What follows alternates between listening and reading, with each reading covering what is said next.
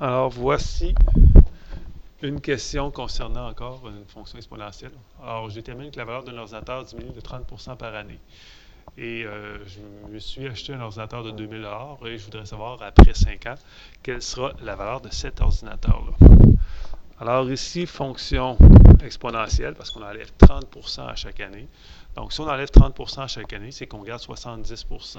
Alors, on part de 2000 et on va garder 70%. Donc, 70% de 2000, on va avoir une valeur de 1400 $ après un an et ainsi de suite. Donc, valeur initiale, le A vaut 2000. Ma base, c'est 1 moins vu que c'est une diminution, donc 1 moins le taux de diminution de 30%, exposant x. Alors ici, c'est 2000 fois 0,7 à la x. Je vous pose comme question, après 5 ans, quelle sera la valeur de mon ordinateur de 2000 $ s'il perd 30% chaque année? Alors, je vais devoir calculer 0,7 exposant 5. Alors, 0,7 exposant 5 me donne ici 0,16807 que je vais multiplier par 2000. Donc, dans ce cas-ci, l'ordinateur vaudrait seulement 336 pièces et 14. L'autre question que je peux vous poser, c'est un peu comme avec les modèles de taux d'intérêt. Je veux savoir combien ça va prendre de temps pour qu'elle soit rendue une valeur de 500. Donc, on sait qu'après 5 ans, elle vaut 336. Ça va prendre un peu moins que 5 années.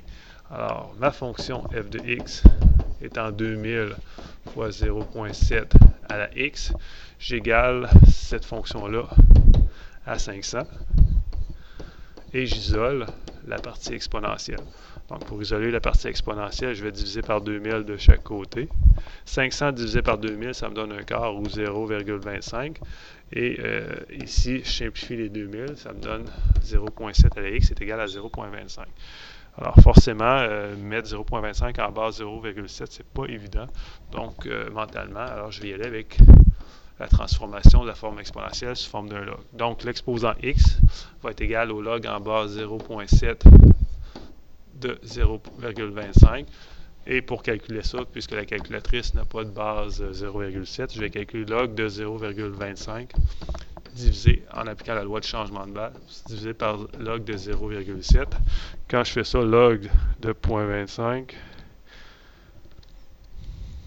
divisé par log de 0,7, j'arrive à 3,88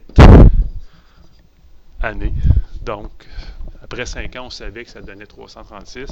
Donc ici, après presque 4 ans, 3,88 ans, vous auriez la solution. Alors voici comment on fait pour trouver ce genre de problème.